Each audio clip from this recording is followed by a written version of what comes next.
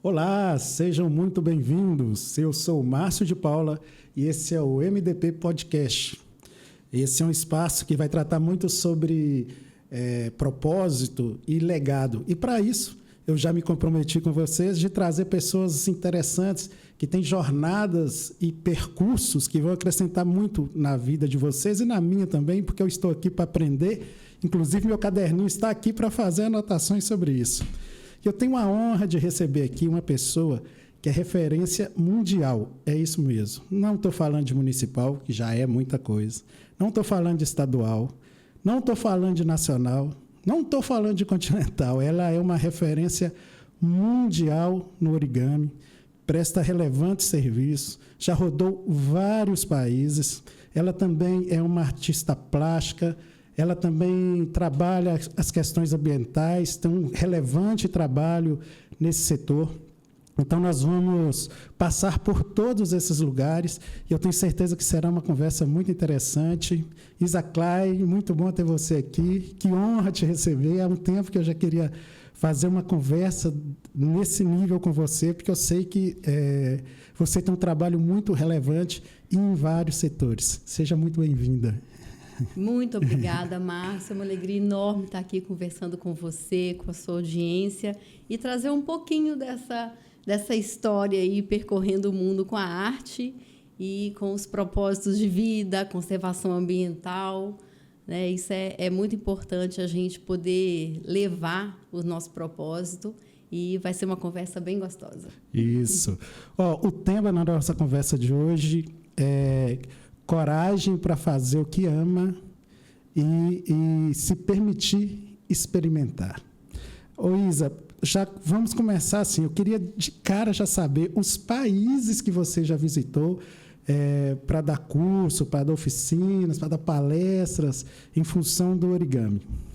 Olha, eu vou tentar lembrar por ordem, porque às vezes eu me perco em algum. Eu comecei, minha primeira viagem internacional foi para o Chile, para Santiago do Chile, foi em 2011. Depois eu fui para a Argentina, Estados Unidos, Japão, Colômbia, México. México eu fui 2 vezes, Colômbia eu fui 2 vezes, Argentina também 2 vezes, Holanda, Espanha.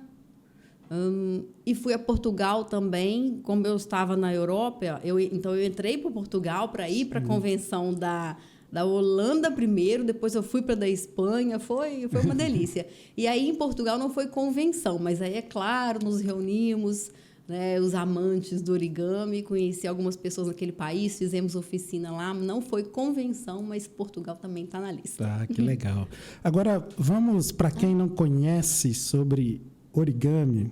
É uma arte, é uma arte milenar japonesa.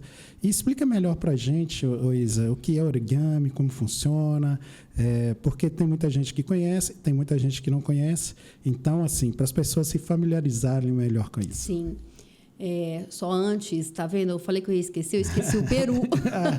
Peru foi uma convenção deliciosa. Enfim, acho que agora eu lembrei de todos. Mas origami é uma arte japonesa, como o Márcio já bem disse, e a palavra significa, vem do kanji ori, de dobrar, e kami, papel. Então, é uma técnica de dobrar papel. Tem uma vertente hoje em dia que aceita colar alguma coisa, cortar alguma coisa, mas, no geral, são dobras de papel em papel quadrado.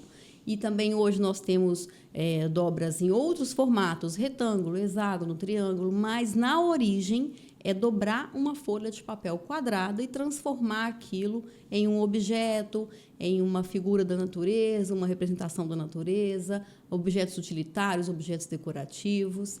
Então, é dobrar papel. E é muito legal, assim, porque o origami, ele me remete a algo que é muito necessário hoje, porque nós temos muitas distrações. Nossa, né? Então, me parece que quando você está no origami, você está 100% ali. E me fala assim, como que isso pode contribuir? Além de ser uma arte, também é uma terapia, né? Sim. Eu falo que hoje a gente vive uma epidemia de distração. Sim, né? sim. Isso é gritante. Nós precisamos, com uma urgência, resolver essa questão. Quantas vezes, todos nós, a gente pega o telefone para vou dar uma olhadinha no meu Instagram, quando vai ver já passou 1 hora. Né? E nisso os dias passam, a semana passa e os nossos propósitos vão ficando para trás porque a gente se distraiu muito. E hoje, o excesso de informação faz com que a gente fique cada vez mais ligado nessas informações fáceis que chegam pelo telefone, todo mundo com o telefone na mão o dia inteiro. Sim. Então, é muito necessário que a gente consiga exercitar a concentração, exercitar o foco, e o origami é uma arte que ajuda muito nisso. Muito. A gente precisa seguir etapas, seguir aqueles passos para chegar a um resultado final. Você tem que ter cuidado em cada um dos passos, tem que fazer com dedicação. Então, é o momento em que você se concentra e consegue voltar a esse estado de foco que é necessário. Então, assim, hoje, o origami é reconhecido como uma atividade terapêutica também. Olha que bacana. E no Japão, me parece que o origami é trabalhado nas escolas, né, Isa? Assim, o pessoal lá ensina origami nas escolas, justamente para desenvolver essa questão do tato, ajudar a desenvolver essa questão da concentração, né? Sim, o origami ajuda muito na coordenação motora, na motricidade fina. E como nós trabalhamos as duas mãos com a mesma intensidade, é uma arte que trabalha também os 2 hemisférios do cérebro. Então, é muito completo. Porque algumas artes, obviamente, não as diminuindo, mas um foco diferente de atuação, né? Por exemplo, desenho é uma única mão, pintura é uma única mão. Sim. Todas são importantes, todas têm uma série de benefícios, inclusive emocionais. Sim. Mas a gente tem esse a mais do benefício do origami, que é você movimentar de forma igual as 2 mãos. Então, existe essa ativação dos 2 hemisférios do cérebro. Tá vendo, pessoal? Para quem achava que origami é apenas dobrar o papel e fazer algumas imagens assim, é uma técnica que realmente pode fazer muita diferença na vida de muitas pessoas. Isso me remete a uma coisa, Isa, que às vezes os pais acabam passando despercebido. Tem gente que às vezes na escola, alguma criança, está lá fazendo alguma dobradura de papel, ou está lá fazendo algum desenho. Antigamente, para o pessoal da minha época, falava que faltava concentração, ou era lerdeza, ou era distração, ou era falta de compromisso. Mas talvez não, talvez seja o talento dela se manifestando ali naquele momento. Tem vezes que os pais às vezes pegam as crianças desenhando e os meninos só ficam desenhando, pelo amor de Deus, presta atenção nisso. Mas às vezes é a manifestação pura e genuína do talento dele, e isso passa batido por muitos pais, por muitas escolas, que às vezes não consegue enxergar ali o talento, e aí nós perdemos, às vezes, artistas plásticos, perdemos aí a oportunidade de ter mais pintores, de terem artistas dos mais segmentos níveis, porque foi reprimido um dom natural que era expressado assim por vezes nas escolas, nas casas, né? E sabe o que eu acho mais grave disso, Márcio? Não só essa questão de reprimir um artista, né, de reprimir um talento ali, mas a possibilidade que tem de acabar formando um profissional ruim. Sim. Porque aí eu vejo isso dentro da minha própria família. Porque aí o pai e a mãe, não, você tem que fazer tal curso, você tem que seguir tal profissão, e a criança acaba se encaminhando para aquilo, já adolescente, numa fase que a gente sabe que é complicada, de, às vezes, já definir ali o seu futuro, né? E aí esse adolescente acaba decidindo por uma coisa sob a influência dos pais ou responsáveis, reprimindo um talento natural. Sim. E se torna um mau profissional daquela área. E eu acho que é muito importante a gente ficar muito atento a esses talentos e ensinar e direcionar a criança e adolescente a monetizar o seu talento. Sim. É muito diferente. Sim. Monetizar alguma coisa na vida, a gente tem que monetizar, a gente precisa trabalhar. Né? Lógico. Então, por que vai forçar o adolescente a seguir uma carreira que acha que é adequada, reprimindo algo que poderia ser fácil para ele fazer, prazeroso e ter retorno financeiro. Então, o negócio ali é encontrar. Eu vivo isso dentro da minha família com minha sobrinha. Ela desenha pra caramba. E o que eu estou trabalhando com ela é exatamente isso. Você gosta, é isso que você quer. Origami também ela faz às vezes, mas ela se encontrou mais no desenho. Então, vamos direcionar essa criança para ela aprender a monetizar e trabalhar com o talento dela. É um negócio, né? Ela vai ser muito mais feliz. A gente vai ganhar uma profissional que gosta e sabe o que quer, o que está fazendo. E graças a Deus, vamos ali perder uma profissional que pode ser ruim. Pois é. Porque às vezes força, você tem que fazer tal coisa, né? A gente tem muito advogado na minha família, você tem que fazer direito, você tem que fazer medicina. Não! Eu acho que isso parte de uma pergunta muito simples. Eu sempre tive essa preocupação com a minha filha. O que você gosta? Às vezes o pai precisa... É só isso, é só perguntar. Porque nós, pais, às vezes nós temos a arrogância, a prepotência de, por sermos mais velhos, achar que sabemos o que é o melhor para o filho, não temos a humildade de sequer perguntar o que ele gostaria de fazer. Então, uma simples pergunta, o que você gosta de fazer, já é um norte muito importante do caminho que pode seguir para a vida dele. E aí eu acho que essa pergunta aqui é simples, traz um reflexo tão importante de acolhimento, né? Sim. De ser ouvido naquele momento ali. Sabe o que eu falo muito?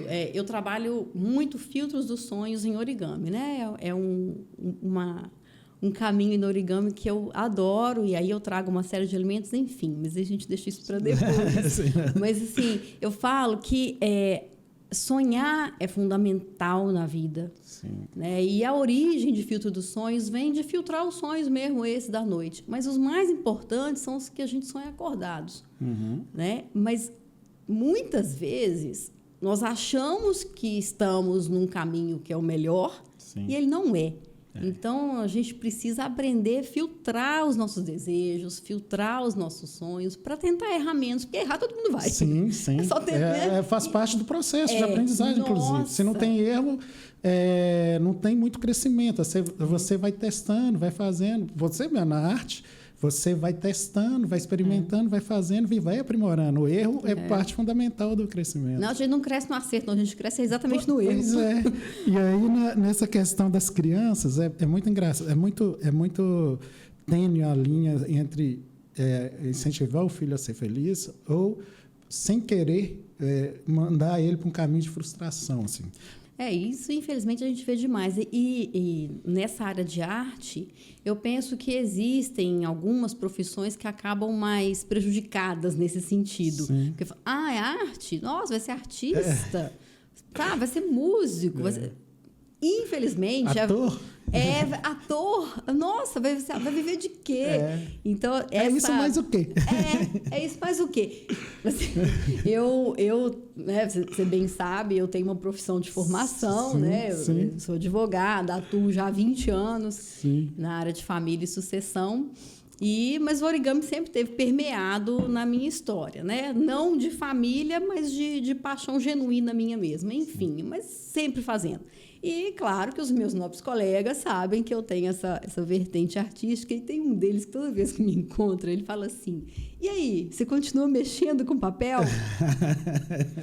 Num tom de diminuir tanto isso? Sim. Toda vez eu encontro com ele, e aí, doutora? Continua mexendo com papel? Aí eu falo, não, quem mexe comigo é ele, sou eu, não é o papel que mexe comigo. Sensacional. Toda vez que a gente se encontra, onde for, é assim. E as pessoas têm extrema dificuldade de identificar que não necessariamente essas profissões formais são os caminhos únicos que existem, né? Pelo contrário, quantas pessoas fizeram do hobby a profissão, e quantas pessoas, assim como você, fez do que a princípio poderia ser um hobby, e começou um hobby, e o hobby começou um processo de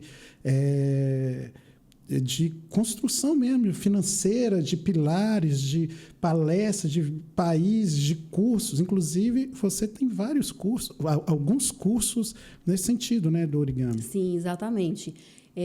Eu falo isso de a gente perceber o que é o talento e aprender a monetizar o talento, não é só da boca para fora, não é da boca para dentro. Sim. Porque eu também, durante muito tempo... apesar de sempre ter essa relação com a arte, desde criança, não só origami, outras tantas. Na época que eu fazia faculdade, eu dava aula num centro cultural lá em Juiz de Fora. Sim. Então, eu ensinava várias técnicas. Eu sempre gostei de trabalhar, eu sempre gostei de me virar. Né? Então, a arte sempre esteve presente na minha vida, sempre. Mas eu sempre coloquei como um hobby, acabou, é só isso, é um passatempo, é algo que eu gosto de fazer, a minha profissão é o direito, eu vou viver disso para o resto da minha vida, etc, etc, etc. E aí eu me lembro, quando começou a Hotmart, que hoje é a maior plataforma de curso online, né, não só do Brasil, um primo meu, ele era amigo de escola do João Pedro, que é o fundador, né? Que legal. E aí ele falou, nossa, Isa, tem um amigo meu que está montando... Isso foi, acho que 2012. Eu lembro tanto dessa cena. Foi na cozinha da minha casa. Ele falou, Isa, tem um amigo meu que está montando um negócio de curso online. Não sei muito bem como é que é, mas vocês sabem essas coisas aí? Faz um curso. Eu olhava... Que? Não... Eu sou advogada, eu trabalho com direito. E aí entra as crenças limitantes. Aí entra as crenças limitantes, que eu também tinha muitas, sabe? Não, isso aqui não. Então, eu não consegui entender o que seria um curso naquele momento. Sim. Eu já tinha um canal na época, o meu canal hoje, totalmente orgânico, nunca patrocinei nada. Ele tem 120 mil seguidores. Né? Tem plaquinha do YouTube. Chegou na pandemia a plaquinha. E assim, então... Eu não conseguia ter essa visão de monetizar o meu talento. Isso que eu falo hoje para minha sobrinha e para todo lugar que eu vou, de prestar atenção no seu talento, prestar atenção no que você gosta e aprender não uma outra profissão estabelecida como adequada pela sociedade, mas aprender a monetizar o seu talento, eu falo para mim primeiro. Sim. Eu sempre falo isso no meu canal, no Instagram. O que eu falo para fora é porque eu faço comigo. Sim. Entendeu? Então, assim, aí eu tive isso, o Thales me falou isso, se eu tivesse feito isso lá atrás, eu estava rica já com os meus cursos. Já estava, mas não. 2012, eu esperei até 2022 para lançar, esperei 10 anos para lançar. Como que foi essa história do curso? Na pandemia, todo mundo pego de surpresa, não preciso nem falar sobre isso, aquele desespero todo. Enfim, eu pensei, o que eu posso fazer? O que nesse momento é o meu papel para mim, para esse momento de distração, de tentar colocar a energia, colocar os sentimentos em alguma coisa que não seja esse pavor que está todo mundo vivendo. Sim. Eu perdi meu sogro na pandemia, né? Não pude ir ao velório, foi muito difícil, isso tudo. Então, eu fiquei pensando, o que eu posso fazer? Todo mundo em casa, né? Todo mundo em casa. Sem nada o que fazer. Sem nada o que fazer, E a gente não ter uma perspectiva do que vai ser é muito pesado. Porque quando você está passando por um problema e sabe que esse problema ali, uma hora vai resolver... Tem uma data? Não, daqui a um ano, daqui a 2 anos, daqui a 6 meses. Que seja um prazo longo, mas você vê perspectiva da solução é uma coisa. Agora, o que nós vivemos foi uma total ausência de perspectiva. Sim. Então, foi aquele desespero horroroso e eu pensando, o que eu posso fazer? Comecei a fazer o quê? Tutorial de origami. Sim. Eu já tinha o canal nessa época já era bem grande, já estava chegando nos 100 mil. E aí eu comecei a fazer live no canal, live no Instagram, além das lives, tutorial gravado. Então, toda semana eu tinha 3, 4 vídeos novos ali. Né? E como os processos todos com prazo suspenso, eu tive tempo para me dedicar ao origami sem preocupar com prazo de processo. E aí... Fazendo esse tanto de material, é que eu comecei a entender como eu poderia estruturar esse curso que lá em 2012 o Thales tinha me falado. Que poderia ter conversado com o Hotmart lá atrás. Se tivesse começado junto, sem brincadeira, eu estava rica com esses cursos, né? Mas, enfim...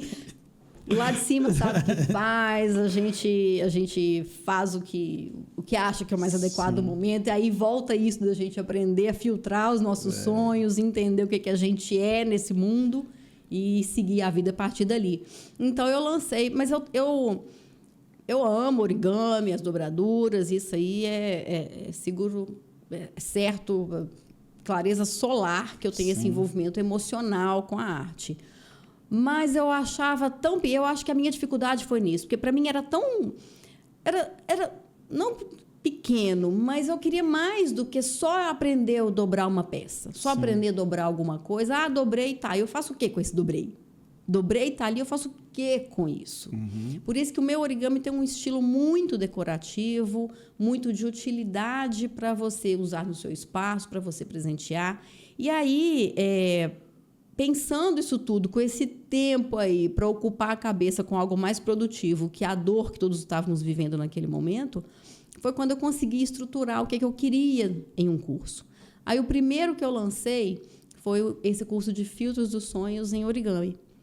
Porque o Filtro dos Sonhos é uma peça que muita gente gosta, né? Já é super conhecido. E mexe com a memória afetiva de muita gente. Muita gente, quando jovem, quando adolescente, quando criança, ama Filtro dos Sonhos, aí depois fica um adulto rígido, que não se permite mais nem sonhar, aí se distancia dessas referências de sonho. Exato. E Filtro do Sonho mexe muito com isso. E aí eu fiz, mas quando eu lancei, eu usei uma estrela que é vazada para poder fazer aquela teia central. Eu usei uma estrela que era um modelo que eu já tinha, fiz umas variações em cima dela, mas eu não fiquei satisfeita ainda. Eu lancei, tanto que eu lancei o curso num preço lá embaixo, porque eu falei, esse curso eu ainda vou modificar, esse curso não é para ser só isso aqui. É o ponto de partida, né?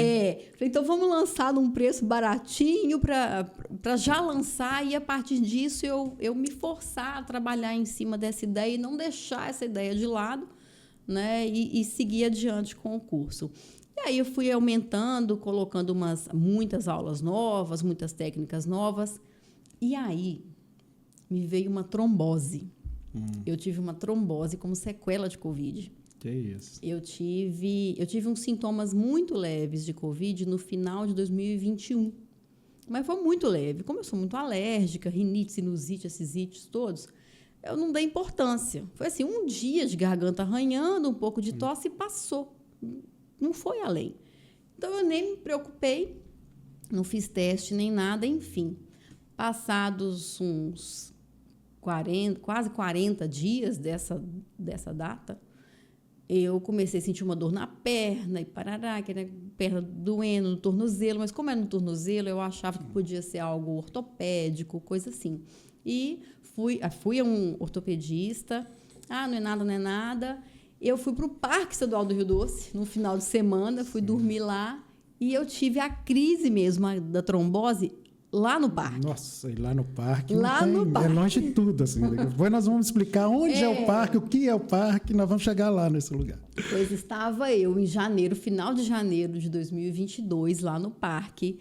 Comecei a sentir aquele tanto de coisa, e mão formigando, e pé formigando, e muita dor, a sensação que o corpo estava expandindo. Meu Deus do céu, foi uma coisa horrorosa. Sensações muito ruins. Isso foi aí eu comecei a mancar. De sábado para domingo eu tive, de sexta para sábado eu tive essas sensações ao dormir. De sábado para domingo, nossa, foi muito forte, muito forte. Eu falei, olha, acordei e falei, tô indo embora.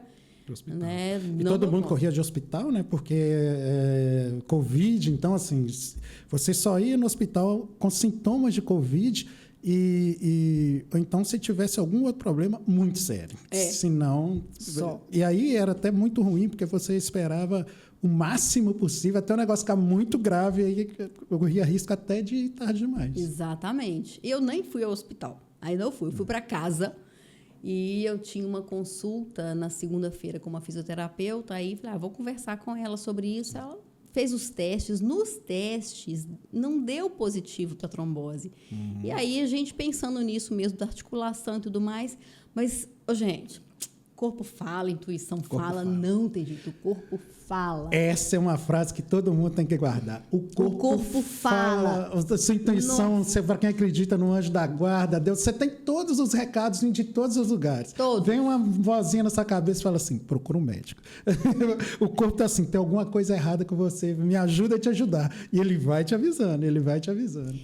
Eu penso assim, se tem algo produtivo dessa conversa, e certamente temos muitas outras coisas mais, mas escute o seu corpo.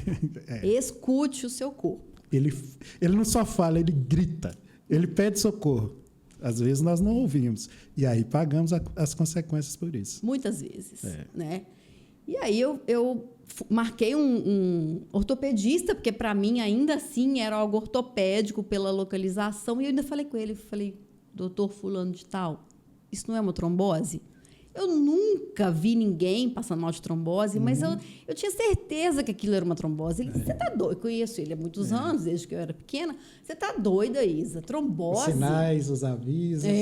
Já veio até com o nome. Ó, isso é isso. Você falou com o médico. Gente, eu falei com ele. Falei, isso é uma trombose? Não, de jeito nenhum. Olha a sua panturrilha. Não tá assim. Não tá... Eu não tinha sintoma clássico. Sim. Realmente não tinha, não. Mas eu cismei que eu estava com trombose. Aí ele me pediu o exame e me passou um monte de medicamento para dor. Eu já estava na cadeira de roda nesse momento, porque eu não conseguia andar. Eu não consegui chegar no consultório, então tiveram que vir com uma cadeira de rodas. Márcio, eu passei 4 dias sem dormir, de tanta dor. Eu não conseguia dormir, não tinha jeito. Aí, toda essa história para dizer o quê? Eu me recorri a qual companhia? Ao papel. A origami. A origami, lógico. Janeiro, um calor absurdo e eu de cama. Pensa. Aí eu falei, não, eu preciso desviar a atenção disso tudo que eu estou passando. Era muita dor. 4 dias sem dormir, e eu sem dormir, eu viro cão. Eu sem dormir, eu com fome, sai de baixo taurina. É mesmo? Taurina não pode ficar sem comer. O namorado dela certamente já sabe, mas é bom sempre manter essa criança bem alimentada, porque... Eu sou magra de ruim, graças a Deus. Bom, aí peguei meus papéis e fui dobrando. Eu falei, vou trabalhar na peça do Filtro dos Sonhos, resumo da ópera. Naquele momento, eu tinha uns 5 modelos já no curso, que eram baseados em uma peça de 8 módulos, porque são módulos que se encaixam. Sim. Era uma peça de 8 módulos. Quando eu terminei esse processo da trombose, eu já tinha 15 modelos. Sim. Então, o origami é isso, sabe? É transformar o que tem de ruim em algo muito bom. Muito bom. E eu vou um pouco além. A maioria dos cases que eu conheço de sucesso, e o MDP ele trabalha isso, e por isso a Isa veio aqui. Eu já conhecia um pouco da história dela, mas a preocupação maior dela não era com ela. A preocupação maior dela era colocar um curso para poder ajudar e poder levar um pouco de conforto, um pouco de arte, um pouco de cultura, ocupação de tempo, aprender algo novo para aquelas pessoas que estavam ali durante o tempo da pandemia e não poderiam sair de casa.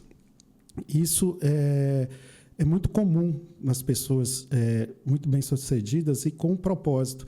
É lógico que tem a preocupação muito com ela também, mas, assim, ele tem pessoas como você, tem um olhar muito generoso com o próximo, tem uma preocupação muito grande com o próximo. O dinheiro veio como consequência da sua preocupação com o outro, do que eu poderia fazer para servir o outro, o que eu poderia fazer para ajudar o outro, o que eu poderia fazer para levar conforto ao outro. Então, o que eu aprendo muito com pessoas como você, Isa, é que preocupe com o outro. Preocupe com o outro, que de uma certa forma faça para o outro também, que de uma certa forma a compensa vem para quem acredita em Deus, para quem acredita no universo. O que você manda, você recebe. E isso foi muito legal, assim. E foi num momento que talvez você poderia ter dado o start antes na Hotmart. Mas o que foi o seu start não foi o que eu poderia fazer para mim, foi como eu poderia ajudar o outro. Talvez por isso não veio antes esse start de vou lançar o curso. Porque, por crença limitante, o que pode ter acontecido naquela época? Vou lançar o curso, você quer hobby, vou ganhar dinheiro. Você não tinha um propósito maior. Foi a palavra que eu pensei. Não havia um propósito nesse curso lá em 2012. Exatamente. Em 2022, ele tinha um propósito. Tinha um propósito. Né? Bem diferente. Em 2020, que comecei as lives, aí que eu comecei a entender que eu poderia ir além com aquilo e passei a aceitar a minha condição de artista, sabendo e aprendendo a monetizar o talento, que é muito é muito difícil para muitos artistas, porque, pelo menos para a gente que tem isso de compartilhar, vê, o canal tem mais de 400 tutoriais gratuitos, né? O curso é pago, mas eu estava tendo ali 4 por semana, 4 vídeos novos, o canal já com centenas de vídeos gratuitos. Então, assim, eu consegui, naquele momento, enxergar que eu poderia fazer mais e que eu poderia também fazer um pouco por mim, né? Sim, a gente precisa fazer, não tem jeito. Sim, não, e é muito importante a gente... É lógico. Tem uma parte da Bíblia que eu gosto muito que fala, né, sou cristão, assim, amar a Deus sobre todas as coisas, que é o ponto 0, mas amar o próximo como a si mesmo, ou seja, por vezes nos é ensinado só amar o próximo, só fazer pelo próximo, e na verdade é amar o próximo como a si mesmo, ou seja... A gente precisa se amar primeiro para depois amar o próximo. Amar a Deus sobre todas as coisas, se amar e amar o próximo. Existe uma ordem que muitas vezes é deturpada. Mas, assim, é muito relevante esse seu depoimento, porque... E é muito engrandecedor a gente quando nós entendemos o propósito das coisas, né? O porquê que a pessoa está chegando naquele lugar. E aí eu tenho uma outra dúvida, uma outra pergunta que eu quero te fazer, que é, quando você se viu como artista? Porque você sempre teve contato com a arte, desde criança, e era relegado assim, a um lugar secundário, né? Você primeiro tem que... vou ganhar dinheiro com isso, talvez por isso também que não pensava em ganhar dinheiro com a arte, porque, não, esse aqui é meu trabalho, esse aqui é meu hobby. Com meu hobby eu não vou ganhar dinheiro, vou ganhar dinheiro só com meu trabalho. Mas, na verdade, por vezes, eu já conheci muitas pessoas que ganharam muito mais que o hobby, depois o hobby virou profissão, porque era o que ama. Não que não gostasse do trabalho, mas o amor, aquele que você acorda e... vou fazer isso, que legal. Tá ali no hobby que tem que te dar muitas possibilidades de ganhar muito dinheiro. Então, quando você se viu assim, como artista... E depois nós vamos entrar na fase da crença limitante. Mas quando você se viu como artista mesmo, você falou, eu sou uma artista, sou Isa Clay, artista. Olha, eu até contei isso ontem, numa mentoria que eu estava fazendo, e teve um dia que um amigo estava lá em casa, ele foi jantar lá em casa, e ele é pós-doutor dentro da área de linguística, com vários doutorados e cursos fora do Brasil. Então, assim, é uma pessoa extremamente capacitada. Sim. E aí ele me perguntou, Isa, se não fosse o direito, o que seria? Inclusive, eu fui advogada dele, inventário da família dele, enfim. Então, ele me conhecia como advogada. Ele me conheceu advogada. Sim. A gente acabou ficando muito amigo. Somos até hoje. E aí ele viu a outra Isa. Porque são várias, né, Márcio? Sim.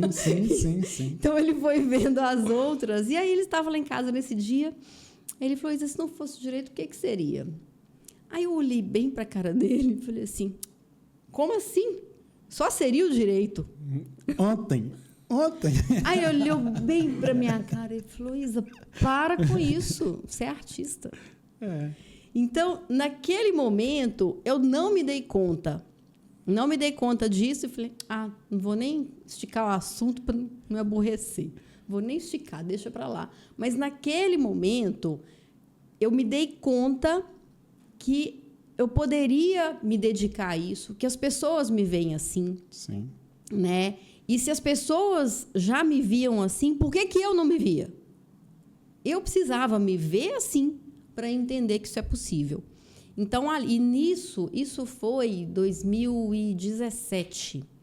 Eu já tinha viajado vários países, já tinha ido a vários países, né? Mas essa fala dele, eu acho que ele nem sabe a importância dessa fala. Eu ainda vou contar isso para ele, inclusive. Ele vai saber. Ele vai saber. Vou até dizer, Rômulo, meu amigo querido Rômulo, ele vai saber que foi ele que me fez enxergar dessa forma e começar a me aceitar enquanto artista, não puramente me aceitar enquanto artista, mas me aceitar enquanto artista que poderia viver daquilo que faz. Sim. Entendeu? Daquilo que amava e ama fazer, né? Também amo direito, foi a profissão que eu escolhi desde criança, sempre quis essa área, nunca pensei em outra profissão, mas hoje eu entendo que a arte ela é tão importante, ou talvez até mais. Então, essa fala dele me fez pensar isso, e a partir dali eu fui começando a mudar a minha forma de pensar e de me ver dentro das agora duas profissões que eu começava a assumir, né? Quando eu fui para a convenção do Japão, foi muito interessante, porque assim, o meu origami, eu nunca imaginei que eu fosse ser convidada para o Japão. O origami é muito grande, são vários estilos. Eu gosto muito de um estilo que se chama origami modular. A gente dobra vários módulos, encaixa e forma uma peça. Ou uma peça redonda. Aliás, eu conheci... O primeiro que eu me encantei, de fato, foi um kusudama, que é essa bola redonda, essa bola assim, toda encaixadinha, né? E esse é o estilo que eu gosto. Eu falo que eu gosto muito do origami modular, porque um módulo só não tem graça nenhuma. Sim. A gente sozinho também não tem graça nenhuma. Desse jeito. A gente só fica bonito, interessante, só vale a pena quando a gente está assim, junto com outras pessoas. Quando há troca, né? Quando há troca. Você soma. É. Um mais um e troca. Vai trocando conhecimento, vai trocando saber, vai agregando valor. É. Então, para mim, o origami modular é como se fosse a gente, as nossas comunidades, né? Mas é um estilo que, assim, eu não faço muito esses bichos super complexos, essas coisas. Sei fazer alguns, mas não é o que me encanta exatamente porque eu terminei, eu vejo como arte, porque imagina, tem um dragão, por exemplo, de um autor japonês, Satoshi Kamiya, que papel de 3 metros por 3 virou um dragãozinho desse tamanho, que eu tive a oportunidade de ver lá no Origami House, lá em Tóquio. Então, assim, isso como arte é incrível, mas o que me encanta é o significado das coisas. Sim. E o origami modular tem, para mim, realmente esse significado da comunidade, da gente viver junto das pessoas e da gente não ser nada sozinho. Sim. Tem um povo prepotente aí que acha que é mais do que o resto. Não. De forma alguma, né? Ninguém é nada sozinho. Né? Então, assim, eu tinha falado com minha mãe há pouquíssimo tempo antes do convite. Eu falei, Minhosa, eu chamo minha mãe de Minhosa. Sim. Falei, Minhosa, nunca vou ser convidada para o Japão, gente. E você já tinha sido convidada para alguns países? Eu já tinha ido para os Estados Unidos, para a Convenção de Nova York. É a maior convenção do mundo. Na época, no ano que eu fui, foram 602 participantes. Você foi uma das... Eu fui uma das convidadas. As convidadas palestrantes? Sim. Aí a gente dava aula, né? É muito, muito legal. As minhas oficinas acabavam rapidinho, abri a inscrição, já acabava, eu fiquei muito feliz. Pô, que legal. Não, muito. Aí estava eu lá. E nessa época ainda você não se via como artista. Não, isso foi... Ó, tá vendo? Olha só. A pessoa vai na maior convenção do mundo de origami, dá palestra, dá curso, esgota tudo. E ela ainda não se via como artista, para ver como é complexo o processo. É muito complexo, não é simples, não é mesmo. A dificuldade que eu não tive para escolher minha profissão de faculdade, que foi o direito, eu tive para me aceitar enquanto artista, trabalhando com a arte, né? Essa convenção de Nova York foi em 2014. Pensa, eu só fui entender, só foi cair minha ficha em 2017. Por uma fala de um amigo. Por uma fala. E aí eu faço só uma ressalva, o quanto é importante as trocas que você acabou de falar, por isso que você gosta do origami modular, que eles vão se encaixando, vai havendo uma troca, e a partir dessa troca, a construção de algo maior. Também muitas frases que mudaram a minha vida foram em conversas assim, batendo papo, conversas informais até. E a gente precisa estar muito aberto, com os ouvidos muito abertos e humildade para saber captar e aprender. Eu só sei que nada sei é uma das coisas mais relevantes que existe na vida, porque você está sempre disposto a ajudar. Algumas falas já transformaram a minha vida, e a Isa está falando que também transformou a dela, e falas assim, uma frase transformou a vida dela. Transforma completamente. Então, eu vou até falar algo que para mim hoje é muito importante. Troca o tempo com isso aqui na mão por tempo de conversa. Sim. É fundamental, né? Mas aí, retomando essa história do convite do Japão, e aí eu tinha falado isso com minha mãe e falei, Minhosa, nunca vou ser chamada para lá. Aí estava eu na clínica veterinária aqui em Fabriciano até, de uma veterinária aqui que eu gosto muito dela. Estávamos na clínica veterinária, de repente, uma mensagem de um amigo que morava na época em Nova York, mas era um dos diretores da Associação Japonesa de Origami. Aí mandou mensagem: estou precisando falar com você. Quando eu li essa frase, falei: vão me convidar para ir para o Japão. Que legal, eu sabia.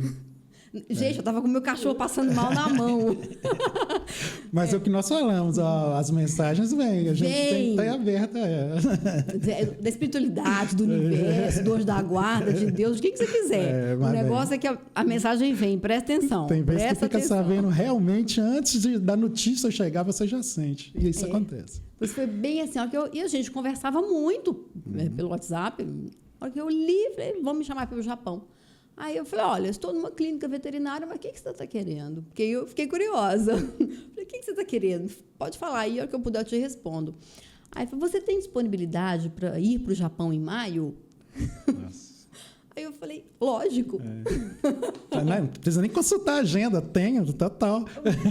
Eu ia consultar a agenda para ir lá para o outro lado. Não, eu desmarcaria tudo. Né? Tudo, desmarcaria lógico. tudo. E é um sonho, né? E engraçado que você até achava que nunca ia acontecer. Mas estava plantando para isso.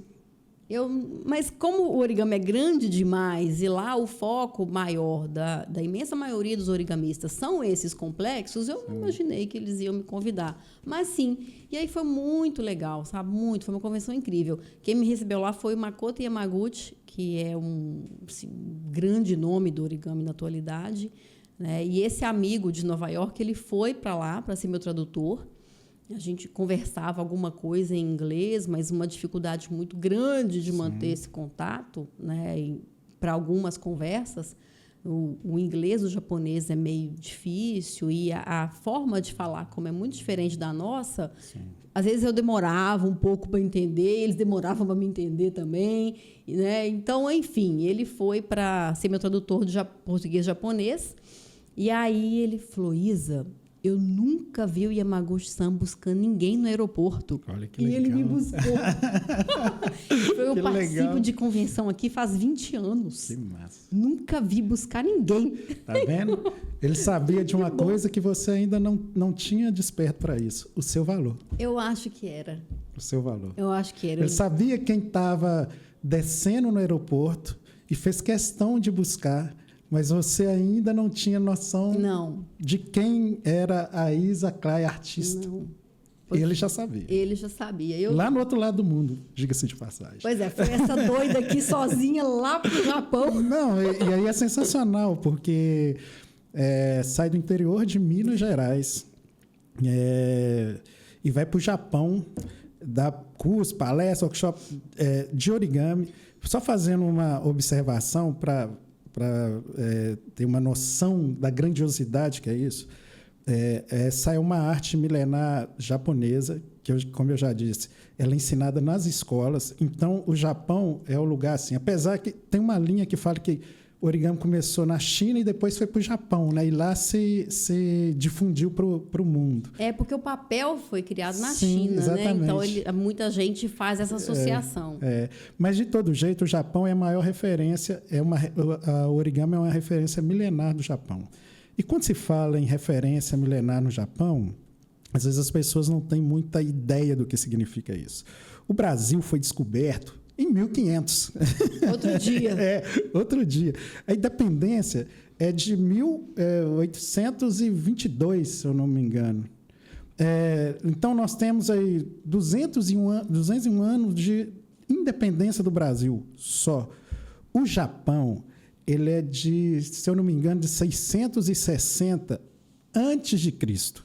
Então, quando você fala em uma cultura, nada é tão enraizado numa cultura de país quanto é o Japão, que, aliás, se também não me engano, é o primeiro país assim, que existe, que foi constituído como país.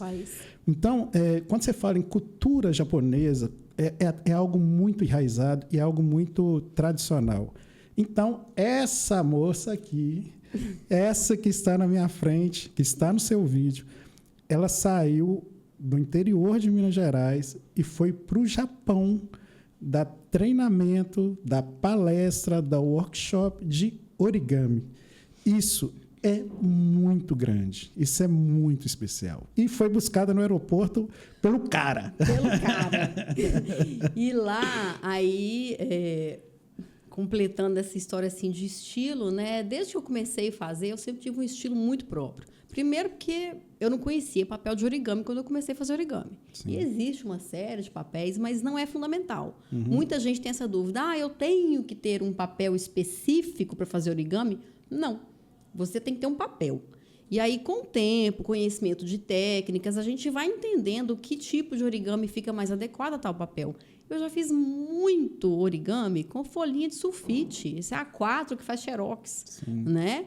E as pessoas acham que é algo surreal, é algo... Não, é algo do seu cotidiano que você vai aplicar ali.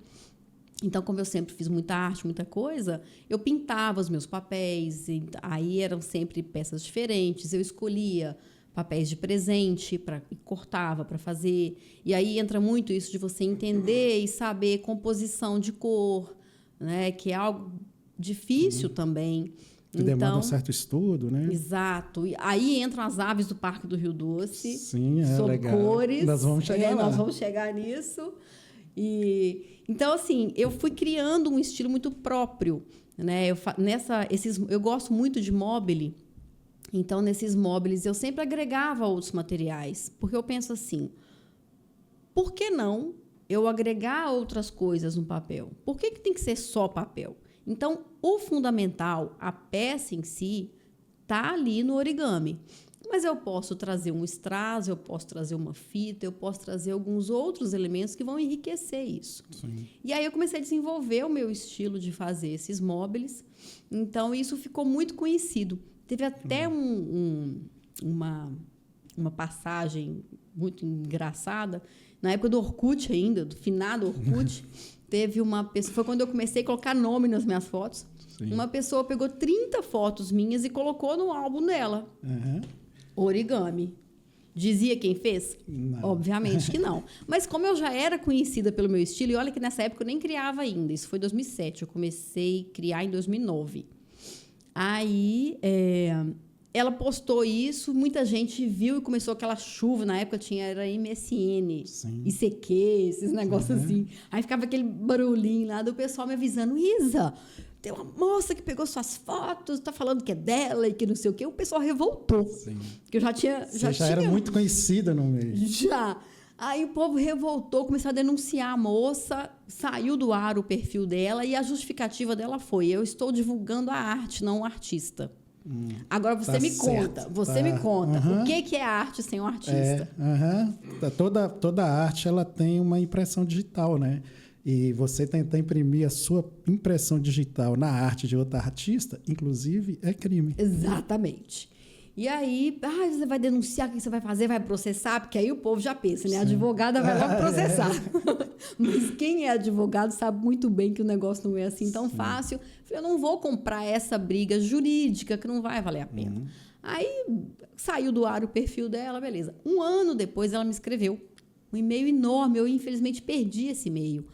Agradecendo tudo que ela acabou passando de ruim naquele momento ali, porque ela aprendeu com aquilo a valorizar o trabalho do outro, a valorizar as pessoas, né? A saber o limite até onde a gente pode ir, principalmente na internet, que a internet está uma terra de ninguém. Terra sem lei, né? O pessoal acha que é uma terra sem lei, mas tem lei, está aqui uma advogada, Exatamente. Ela tem lei, tem limites, e você pode ser responsabilizado por tudo que você coloca lá, assim como tudo que você faz na sua vida. Mas, então, foi muito legal o que ela aproveitou dessa história, sabe? E aí, enfim, então eu sempre tive esse estilo muito próprio e nas convenções a gente sempre faz exposições dos trabalhos. Aí eu estava lá montando minha exposição no Japão, chegou um dos diretores da Academia Japonesa de Origami, que é a associação deles, ele chegou e falou, Isa, quando a gente conhece você, a gente entende o seu origami. Seu origami é a sua cara. Que legal. E não tem no Japão um origami igual ao seu. Esse estilo a gente não tem aqui. Aí ele agradeceu de ter levado as Qual peças. É a sua cara, Isa? Minha cara primeiro que é de sorriso no rosto. Isso eu sei. De alegria. Né? Eu acho que é isso, sabe, Márcio? Não é fácil, não. Inclusive, eu estou numa fase de vida que eu tenho lido muito sobre autoconhecimento, Sim. tenho tentado entender um pouco mais de mim e do outro, né? Para a gente ser mais leve, porque essa vida já é pesada demais. O cotidiano, às vezes, já é pesado demais para pesarmos coisas que não precisava. Então, eu não sei se mas eu espero que a minha cara seja de leveza, seja de coisa boa. Fluidez, alegria, cores. Então, o meu origami é muito isso. É muito cheio de detalhe. Eu sou a pessoa enfeitadinha, tô sempre... minhas unhas, gente, é tão engraçado que minhas unhas são muito conhecidas onde eu vou. Várias convenções, às vezes a pessoa chega perto de mim, deixa eu ver suas mãos. Então, eu tenho essa identidade de cuidado, de autocuidado, que é fundamental. De cuidar do outro, de cuidar da natureza. De cuidar. Eu não tenho filhos, né? Mas vários amigos falam, Lisa, você devia ser mãe. Você tem um instinto maternal tão forte. Inclusive, a minha ginecologista fica atrás de mim para engravidar. Porque esse cuidado, acho que é fundamental na vida. E eu transfiro para as minhas peças esse cuidado, essa forma de composição com harmonia. E harmonia é um negócio que eu busco muito para a minha vida. E é isso mesmo, porque as coisas, a vida, ela, a partir do momento que nós nos conhecemos melhor, a gente começa a entender o que serve, o que não serve, o que cabe, o que não cabe. A gente aprende que, por vezes, cada passo que a gente vai dando para frente, algumas coisas a gente vai ter que deixar para trás, não tem jeito de carregar tudo.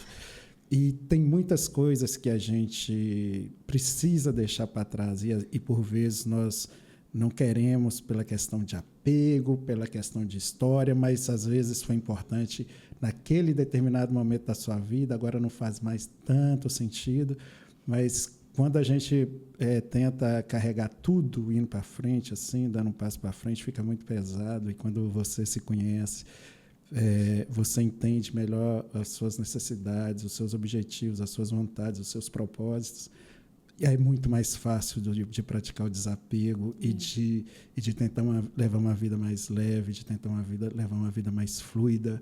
E aí, sim, a gente tem um contato mais intenso com nós mesmos, com o sagrado e, por consequência, com a felicidade. Né? Exatamente. Enxugar esse excesso é muito difícil. Mas precisamos tentar, né? Pois é, e aí praticar o desapego é algo que é essencial para a vida. Teve uma vez que eu entrevistei um monge budista, o Lama Dorje, que eu aprendi muito com ele. Ele dá palestras sobre felicidades, assim, rodando pelo mundo. Inclusive, o Lama Dorje, se algum estiver passando pelo Brasil, aí, por Minas Gerais, será um prazer recebê-lo aqui, porque eu aprendi muito com ele. E ele fala que o segredo da felicidade tem a ver com entender a lei da impermanência, entender que nada é eterno, e praticar o desapego, porque nós achamos que tudo é eterno. E nós não fomos criados para praticar o desapego. A gente quer sempre carregar tudo junto.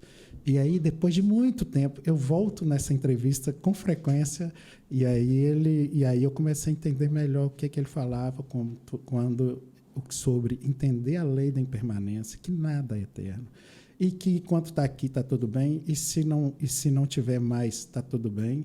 Aprenda que fez parte durante aquele momento da sua vida, mas agora não faz mais sentido. E, para entender isso, a gente precisa praticar o desapego, que é um outro aprendizado muito difícil, mas através da busca do autoconhecimento a gente consegue. Exato. E hoje, com esse excesso de informação, essa epidemia de distração que a gente falou lá no começo, as pessoas não têm tempo para se ouvir. Não tem. É isso mesmo. Ninguém para, ninguém se escuta, ninguém fica em silêncio. Gente, o silêncio é fundamental, sabe? A gente precisa se encontrar, eu preciso entender o que eu quero, entender o que é importante, entender o que eu posso e preciso deixar para trás para caminhar. A gente precisa caminhar para frente. Então, para mim, o origami é esse momento de silêncio. Pois é. Né? Porque eu não fico fazendo origami com todo mundo em volta, buzinando na minha cabeça. Não tem distração. Não tem trem chegando ali no papel o tempo todo. Tim, sinal, cor, nada. Exato. Você está 100% ali. Então, é o momento que eu estou comigo, é o momento que eu me escuto, que eu me priorizo. Tem muita gente que fala, mas eu estou sem tempo de fazer, eu estou sem tempo de praticar. Eu falo muito, praticar origami. Sim. Porque é uma prática. Você vai ter benefício de qualquer coisa com a prática daquilo. Não é um minuto que você para fazer, né? Então, assim, praticar origami é uma forma de autocuidado porque é o momento que você consegue ficar com você. Pois é, eu admiro muito a civilização grega. Uhum. Porque muitas das descobertas que utilizamos até hoje veio de lá, da Grécia Antiga. E lá eles tinham um negócio que, para a gente aqui, por vezes é taxado como vagabundagem, que chamava ócio criativo. Eles tinham tempo, e eu acho que é por isso que eles descobriam e criavam tantas coisas, que eles tinham tempo exclusivamente para pensar. E isso era uma virtude, isso não era um defeito, isso não era uma preguiça, isso não era uma coisa negativa, isso não era mais que uma coisa positiva, isso era essencial para aquela civilização. E talvez por isso eles chegaram naquele nível de conhecimento que até a gente sempre se surpreende quando vai ver a origem da digital descoberta na Grécia Antiga, sem tecnologia, Mas por isso, eu acho que falta muito isso na nossa sociedade. Eu tento fazer isso, assim, já fiz mais, estou precisando voltar a fazer, mas eu tento sempre tirar um tempo para descansar, tirar um tempo para não fazer nada, tirar um tempo para pensar nas coisas, para pensar na vida, para estabelecer metas, objetivos, enfim. Tirar um tempo para mim, porque é essencial. E hoje em dia a nossa sociedade está tão corrida, as pessoas acham que se parar um pouquinho é estar perdendo tempo, mas não, é estar ganhando tempo. Não adianta você fazer muitas coisas ao mesmo tempo, de forma atropelada, sem focar no que está sendo feito, né? Não vai ser produtivo. Até que no começo pode até ser, mas a longo prazo isso não se sustenta. Longo não, nem a médio isso não se sustenta.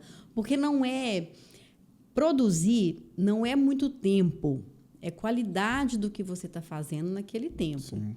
Então, não adianta querer ficar todo o tempo trabalhando, estar a todo o tempo em atividade, se a gente não consegue fazer essa atividade de forma proveitosa. Né? E tem outras pessoas que e acontece muito, não conseguem ficar somente na sua própria companhia. Nossa, muita gente não consegue. A pessoa nem se suporta. A pessoa não suporta. Para essas pessoas, assim, é legal você investigar o porquê isso acontece, procurar uma terapia, entender por que você não se suporta, não consegue ficar na sua própria companhia, que isso é uma coisa muito legal. Isso não tem a ver com solidão, isso não tem a ver com não ter opção de companhia, isso tem a ver com solitude, e solitude é engrandecedora. Assim, quando você se permite ficar na sua própria companhia e curte isso, e são momentos agradáveis, é muito legal. Então, essa questão de você tirar um tempo para você cada vez acontece menos e cada vez é mais necessária. E talvez por isso, assim, também por isso, nesse modelo de sociedade que nós estamos vivendo hoje, o origami talvez seja ainda mais importante, ainda seja mais relevante. Principalmente, não só para os adultos, mas para as crianças. Hoje em dia, a gente está vivendo, parece que uma epidemia de TDAH, né? Assim, tem muitos problemas sérios que precisam de tratamento, mas tudo é TDAH. Então, por vezes, é tanto estímulo e tanta informação, e as crianças o tempo todo em tela de telefone, de computador. Que tal pais? Que tal escolas?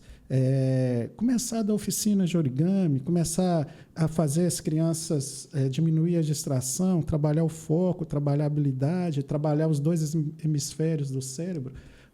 O origami é uma excelente oportunidade para isso. E talvez, se você nunca tenha pensado nisso, comece a pensar, né, Isa? Faz diferença na vida de muita gente e pode fazer também, tanto na sua, como dos seus filhos, quanto dos seus alunos, né?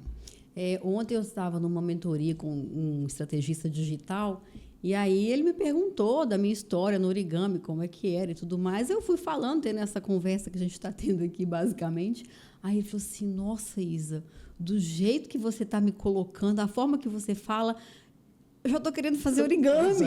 Não, eu já tô querendo pegar um tempinho para mim, né? E fazer isso também. É fundamental. Semana passada, eu participei da tenda literária lá em Timóteo, né? Foi no Oikos. E nós atendemos muitas escolas. No sábado foi aberta a comunidade.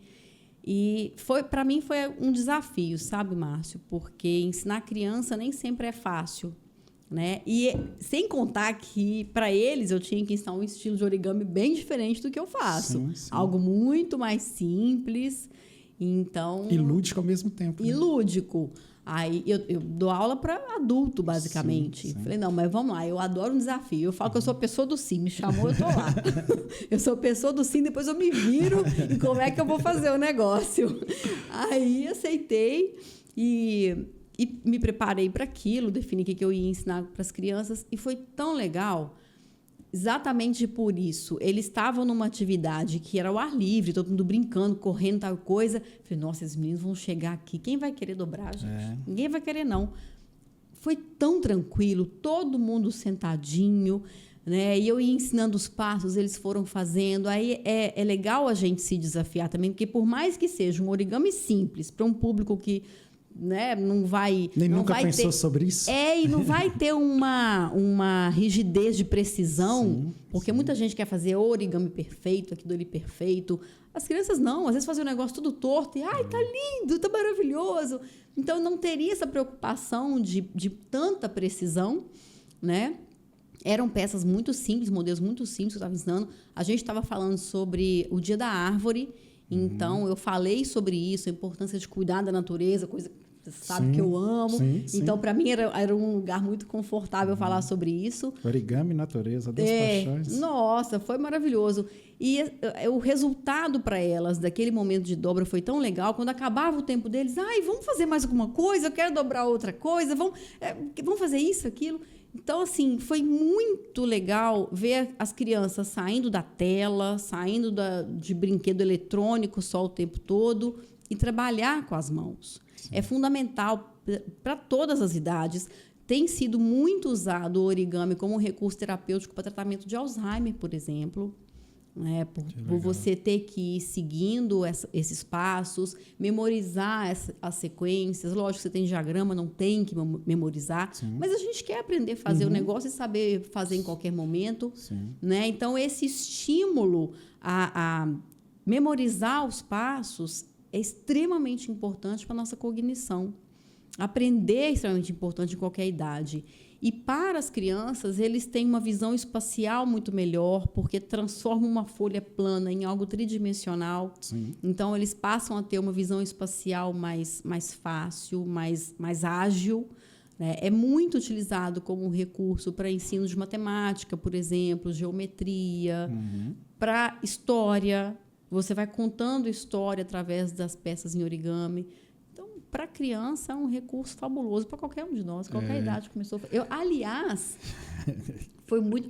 Gente, são muitos anos de muita história, né? Se deixar, a gente fica aqui até amanhã. Não, temos tempo. Eu até dei um dos meus cursos, porque eu tenho esse do Filtro dos Sonhos, tenho outros 2 cursos menores. E aí eu estava, um belo dia, eu vi que alguém me marcou, uma biblioteca do Rio me marcou numa publicação.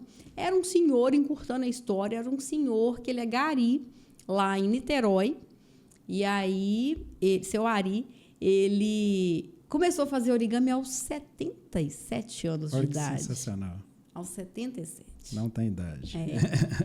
E ele começou a fazer, e acabaram fazendo uma reportagem com ele, porque ele aprendia muita coisa. Foram fazer essa reportagem com ele e na mesa dele estava cheio de flor, cheio de coisa de origami. Eu identifiquei vários que ele aprendeu no meu canal. Sim, que legal. E aí, quando publicaram, ele pediu para me marcar. E não marca, eu nem conhecia até então, né? Aí me marcou, eu vi, fiquei encantada. Eu dei para ele um curso de presente, o curso de flor. Eu falei, eu faço questão que ele seja meu aluno.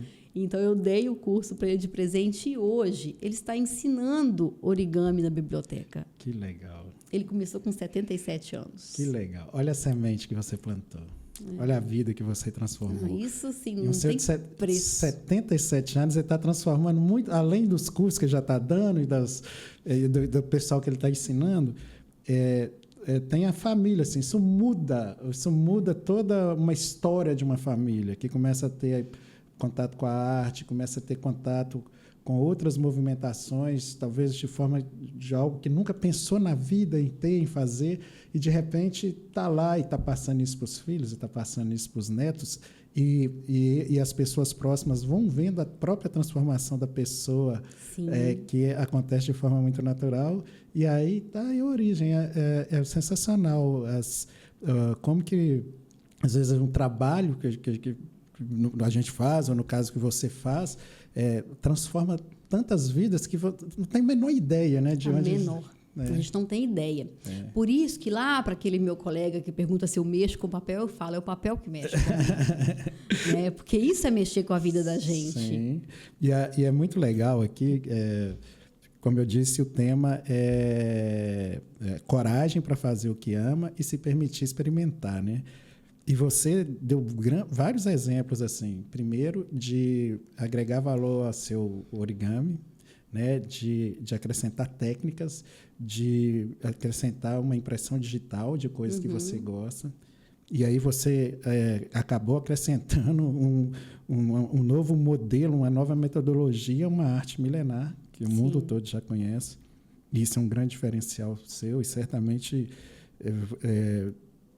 pessoas no mundo todo te admiram, tanto pela sua arte como pela sua coragem. Pensa você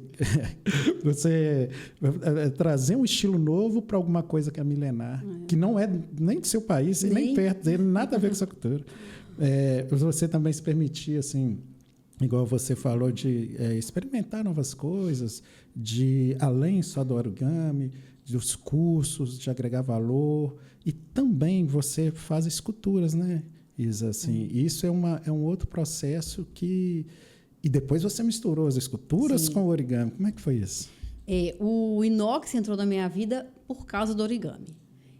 Foi em 2007, a Fundação Aperam faz todo ano uma exposição coletiva, a exposição que abre as atividades de cada ano na Fundação Aperam, que essas mulheres, são artistas, é um coletivo, são mulheres de todo o Vale do Aço e em torno, colar metropolitano do Vale do Aço, que expõem suas peças ali. E aí, advogada, né? Regra. Sou pessoa da regra.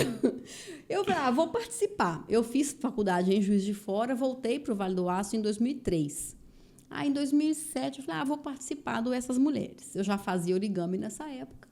Não tinha papel de origami, eu imprimi os meus papéis. Eu fiz no Word, quadradinhos, e fui fazendo aquele preenchimento automático, assim. Fiz os meus papéis para fazer essas peças. E aí, quando eu vi o edital lá, não tinha origami. Mas tinha instalação e tinha inox. Falei, beleza, então eu vou me inscrever no inox. E no inox eu coloco o origami. Falei, mas...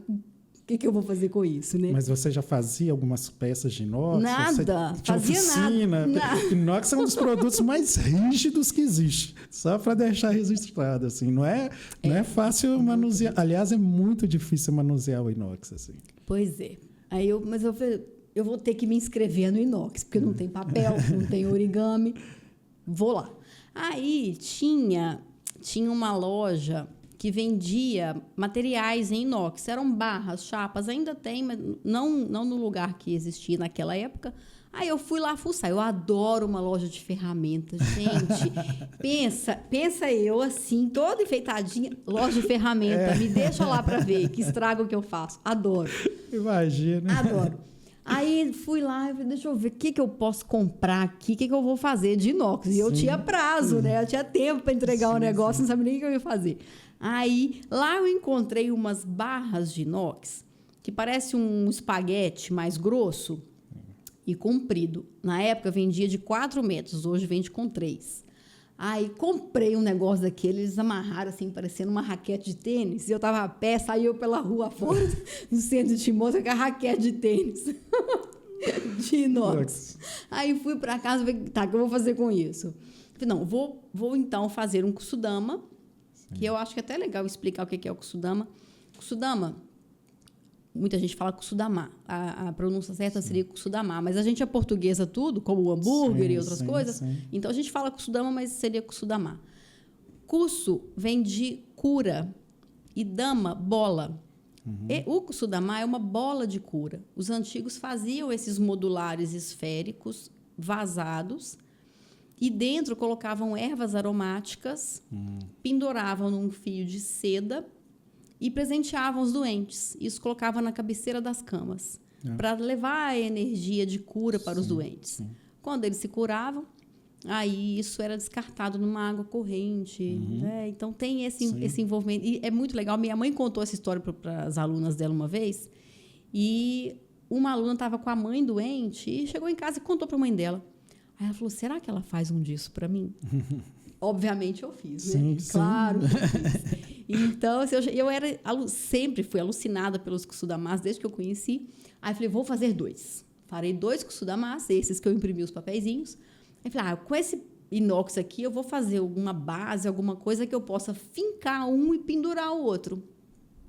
Aí fui eu torcendo aquele negócio, dobrando. Meu pai, lá em casa, ele tinha uma oficina.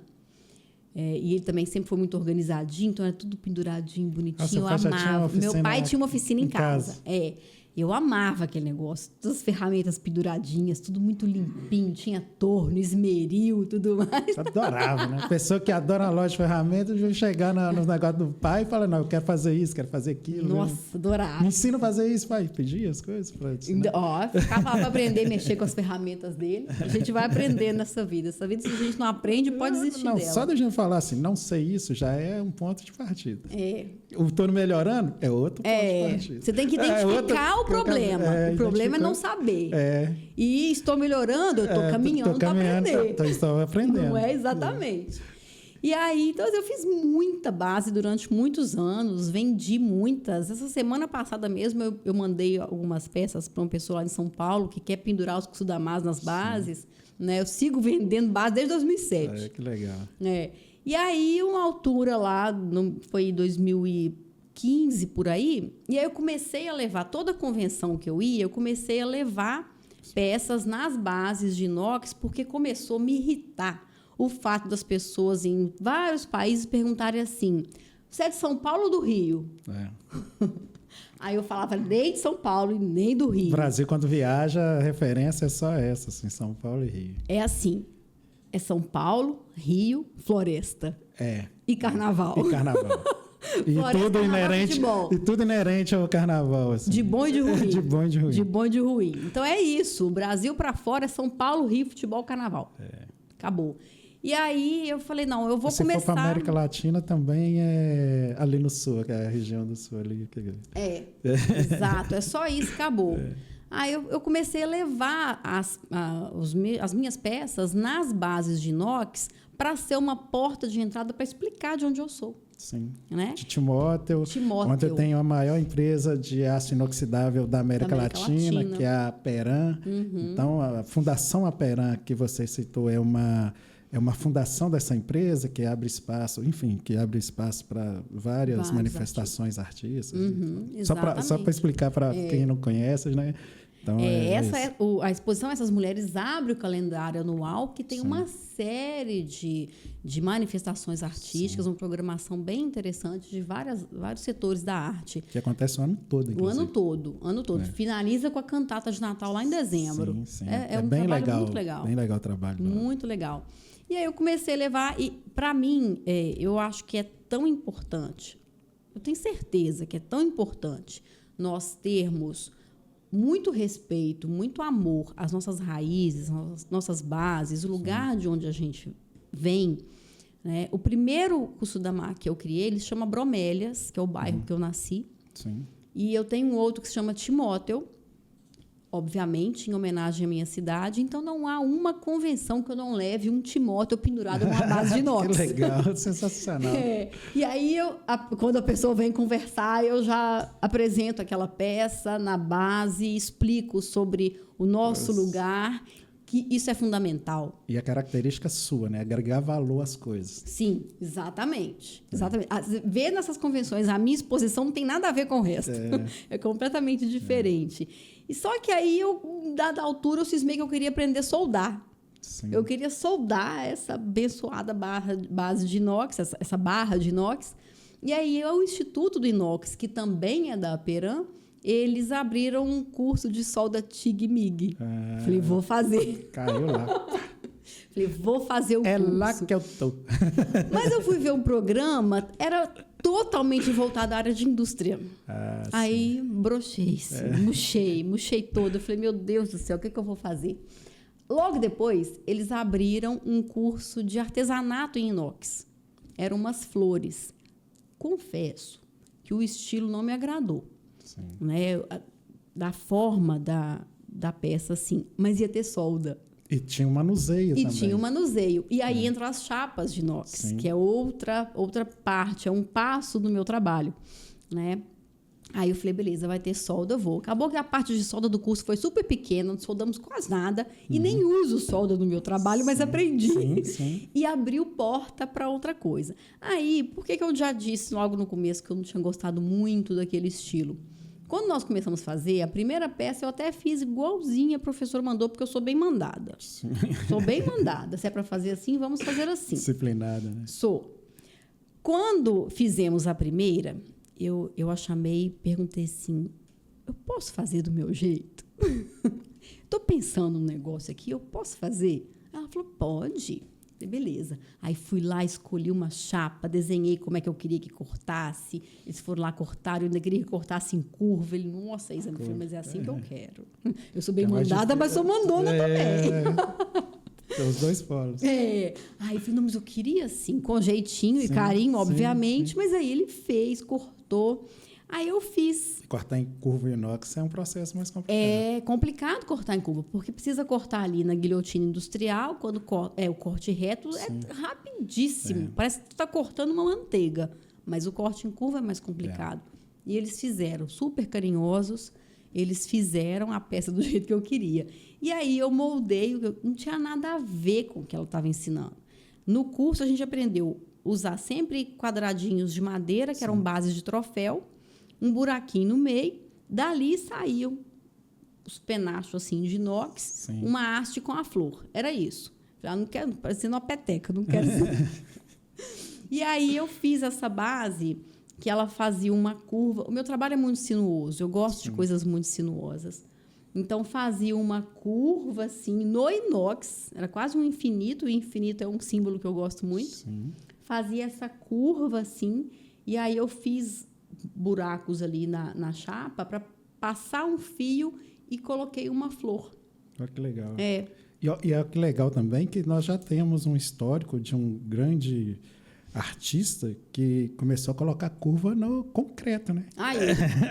Eu fui colocar curvas em inox. Esse aí é um produto tipo exportação do Brasil, né? Ele revolucionou o mercado assim da construção civil, né? Porque começou. Aí você tem várias Belo Horizonte, você tem lá o Complexo da Pampulha. O Complexo da Pampulha, você tem vários.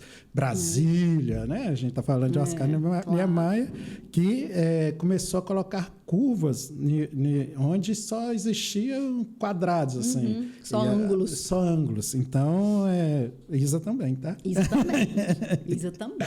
E no inox. E essa flor ficou muito legal e foi difícil fazer. Eu tenho até a foto, ficou tão bonita. Primeiro eu fui para casa e o curso foi uma semana inteira. Aí eu desenhei essa flor no papel, montei ela toda no papel. O miolo dela sobe umas pontinhas e vai virando.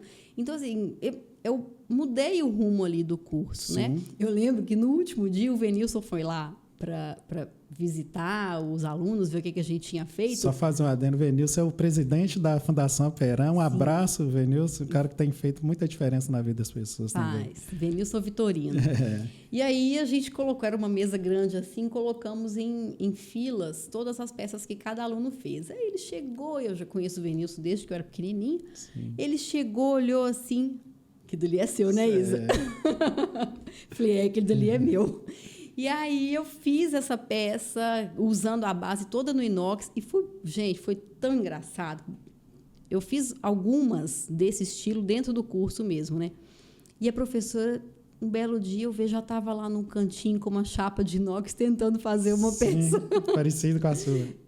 Mas para você dobrar o inox de chapa em curva e ele não ficar todo marcado, não é fácil. Eu tive que ir de uma forma muito empírica, como muito do meu trabalho, entendendo como eu ia manusear o material para fazer essas curvas de forma que ficasse totalmente anatômico e não machucasse o inox, não ficasse aquela curva cheia de quina, né? Então, eu fui desenvolvendo ali naquele momento a forma de fazer essas peças. Sim. E aí eu comecei, eu abandonei as flores do inox para esse trabalho, porque eu agreguei o origami ao inox. Ah, que bacana. Então, você que já tinha criado um estilo próprio para o origami, agora estava agregando o origami ao inox. Estava criando uma outra coisa. Você estava unindo duas histórias e duas escolas totalmente diferentes, que quando você juntou, começou a fazer, fez muito sentido. Muito, muito. E eu penso, a primeira exposição que eu fiz, apresentando todas as peças de origami junto numa base de inox, foi em Nova York, em 2013. Eu mandei as peças para lá, eu fui em 2014. Aí eu mandei todas as peças e a exposição chamava-se Dualidade. Oh, que legal. Porque a gente é dual. Uhum. Todo mundo tem luz e sombra. Sim. Todos nós. Inclusive, lá na tenda literária foi tão legal. Até tirei uma foto com o menininho. Uma criança, eu ensinei para eles um coração, falando do amor à natureza, enfim. Aí, quando ele veio me mostrar, ele falou assim, tia, eu estou desenhando esse lado, eu estou desenhando já o meu, olha. E estava todo rabiscado de preto um lado, com um olhinho e meia boca. Aí eu olhei aquilo e falei, gente, o coração todo preto do menino. Aí ele falou assim, o outro lado vai ser vermelho, porque é o bem e o mal. Sim. Que está no coração da gente. Sim. Falei, nossa, você é um menino de primeiro ano, vem e traz essa percepção. Sim. Isso aí vai ser um artista ainda, esse menino vai ser. Pois é. Tomara os pais. deixa fluir, hein? Não vai reprimir esse dom, esse olhar, essa característica, não. Exatamente. E então eu quis trazer isso para esse trabalho de dualidade. O inox, um material super rígido, difícil de trabalhar, que você tem que imprimir força, e o papel, que você tem que ter delicadeza, você tem que trabalhar de uma forma muito mais suave. Então, é a suavidade e a dureza, né? Essa dualidade dos dois materiais faz um resultado muito bonito. E a gente é isso, né, Márcio? A gente é dualidade. Sim, sim. E isso é muito importante. Voltando ao tema aqui, uma das coisas do nosso tema é... Toda hora a gente volta no tema só para lembrar. Olha o que ele acabou de falar, e sobre a coragem de fazer o que ama e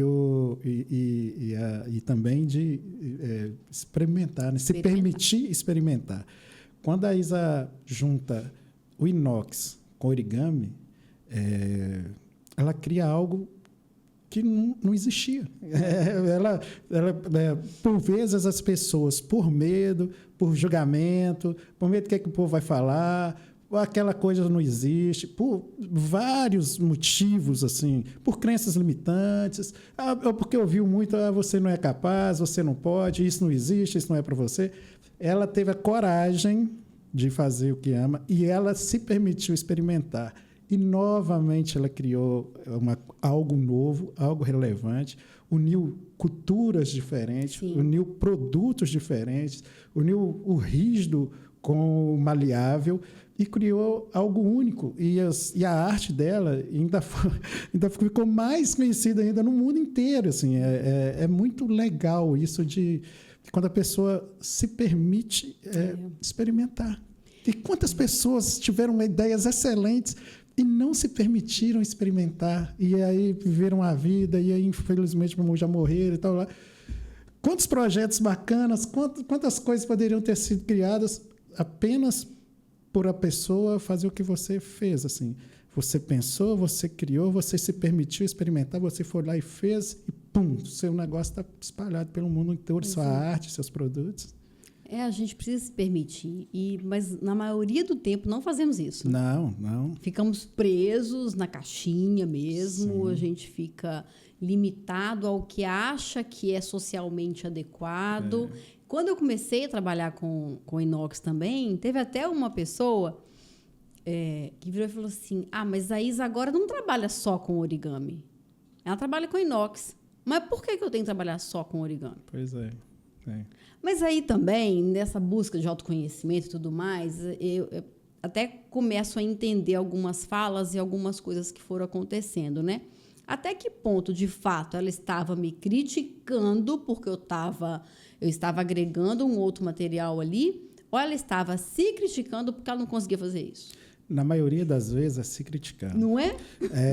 Se tem um negócio que eu aprendi é que o que o outro fala e a percepção do outro tem muito a ver com ele, tem nada a ver com a gente, assim. E aí, quando você entende isso também, você começa a não sofrer mais.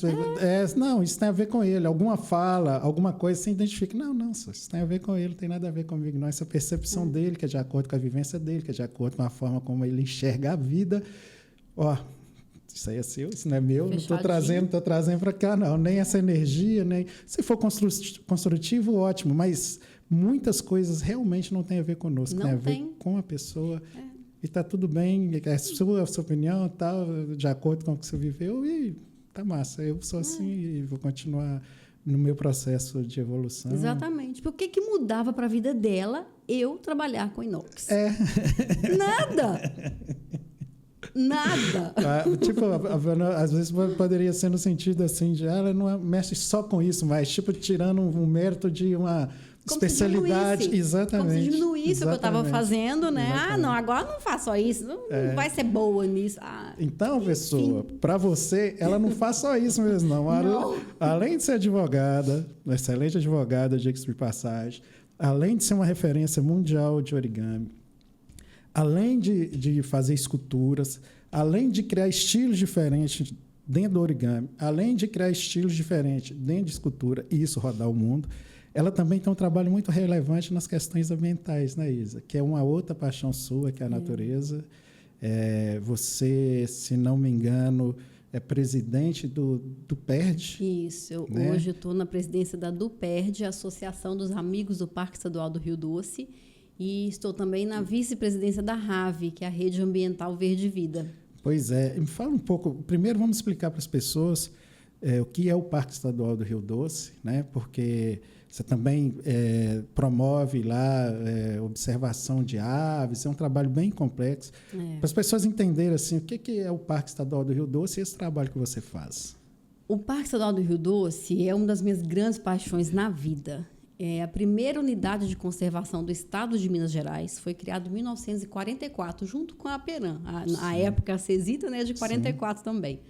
O parque foi criado por uma visão do bispo Dom Elvésio. Ele foi visitar a região de Marliéria. Ele era o arcebispo de Itabira, na época. E aí veio visitar a região de Marliéria, avistou lá o parque, conheceu aquilo tudo, aquela imensidão verde. Isso foi em 1932. E aí, junto disso, já começava esse movimento das siderúrgicas, das indústrias na nossa região, desmatamento, né? Tudo isso que vem junto com o progresso. Sim. Infelizmente, vem. E aí ele pensou, não podemos perder isso, precisamos preservar essa área. E começou uma batalha política que durou aí mais de década. Só lá em 1944 é que conseguiu que fosse transformada essa região, destacada essa região de 36 mil metros quadrados para ser a primeira unidade de conservação do estado de Minas Gerais. E o parque também, ele é sítio Ramsar, porque lá dentro do parque são 42 lagoas e em todo o entorno são mais de 300 lagoas. Sim. Essa é uma importante área úmida. Isso a gente sempre fala que os livros de geografia devem para o Vale do Aço, porque o nosso complexo é tão grande, nós estamos em terceira posição. A gente perde apenas, não é perder, mas né, tem a Amazônia, Pantanal e o Parque do Rio Doce como área úmida. É a terceira, no Brasil, é a terceira região lacustre assim, do Brasil, e é um local muito bonito, muito preservado e muito importante. Assim, terceiro complexo lacustre. Exatamente. Isso. O terceiro complexo lacustre do Brasil. E o lago natural mais profundo é a Lagoa do Bispo, que já chegou a 39 metros de profundidade. Existem outros mais profundos? Sim, mas lagos artificiais. Como o lago natural, o nosso é o maior. E é a maior área de Mata Atlântica preservada do estado de Minas Gerais.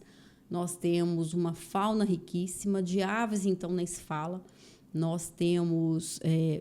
são 25 espécies que estão ameaçadas de extinção a nível mundial, então é necessário demais preservar. Sim. Nós temos 500, salvo engano, porque isso acaba atualizando, mas 587 espécies de aves no Parque do Rio Doce. Isso representa metade de tudo que tem em Minas, tem aqui no Parque do Rio Doce. Então, como turismo de observação de aves também é algo muito grande e é uma área que a gente precisa preservar. Tem toda também uma tentativa de expansão imobiliária, né? Sim. Crescendo em zonas de amortecimento, então é uma área que a gente precisa preservar muito. E a DUPERJ tem um papel fundamental de integração do parque com as comunidades do entorno. Então, as nossas ações são voltadas para essa integração, para que as comunidades do entorno, para que as pessoas entendam que a UC, a Unidade de Conservação, não é um entrave ao progresso. A UC é uma aliada de todos nós, porque se não fosse essa área verde, nós já estaríamos com problemas climáticos muito maiores, né? Para a regulação térmica aqui do Vale do Aço. Sim. Então, assim, entender que nós podemos crescer, inclusive economicamente, junto com uma UC, é parte muito importante do nosso papel. E eu acho que o Brasil ele perde uma grande oportunidade, que ele tem tudo para ser uma referência de desenvolvimento econômico aliado às questões ambientais. Ele tem tudo para ser um país realmente de selo verde, mas para isso precisa mudar não só a mentalidade dos políticos, que eu nem acredito muito que isso vai acontecer, mas tem que mudar a mentalidade da população. E para isso eu defendo uma coisa assim, há muito tempo já. Eu acho que 3 matérias são fundamentais para colocar na grade do ensino curricular a partir lá atrás, quando as crianças ainda entrando na escola, na primeira fase, a partir do maternal, por exemplo. Educação financeira, para mudar a mentalidade das pessoas, para começar a combater essas crenças limitantes que nós temos e carregamos, mas que só agora, depois de adulto, que vai em busca de autoconhecimento e consegue identificar essas coisas. Então, se isso é trabalhado a partir das escolas, né, do ensino lá na base, e continua no médio, continua no superior, muda a mentalidade da população. Cidadania, que também eu acho muito importante para as crianças, desde cedo, entender os seus direitos, os seus deveres. O que chega para a gente são só os deveres e poucos têm noção de direito. Os advogados que são privilegiados nesse sentido, mas a população, de forma geral, não tem noção de direito e não sabe exigir o direito quando tem noção do direito. E outra coisa que eu acho fundamental, e aí vou voltar a entrar nesse assunto, é meio ambiente e sustentabilidade. Sim. É mudar a ótica das pessoas. Eles não são confrontantes, um não é inibidor do outro. Se somos uma referência ambiental, nós poderemos ganhar muito dinheiro em função disso. E nós poderemos puxar um movimento mundial a partir disso.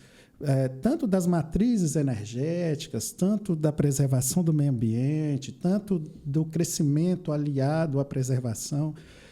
Mas eu acho que isso tem que entrar lá embaixo, na base, na grade curricular, Sim. porque para ir já transformando a mentalidade das gerações que estão vindo, porque quando chegar na fase adulta já tem um nível de sensibilidade, de conhecimento, de crítica e de pertencimento muito maior que as nossas gerações, as gerações que vieram antes de nós e as que estão vindo atrás de nós têm hoje.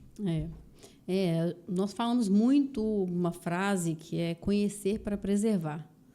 A partir do momento que conhecemos e entendemos, aí sim começamos a ter pequenas ações no cotidiano que vão refletir no futuro, que vão refletir nas próximas gerações. Eu fico tão aborrecida quando eu vejo hoje em dia pessoas que têm um nível de conhecimento profissional alto, que são pessoas estudadas, como se diz, pessoas estudadas, que não existe crise hídrica, não existe superaquecimento. Nossa. Pela madrugada, a previsão para Timóteo amanhã é 41 graus. Pois é. 41 graus. Setembro.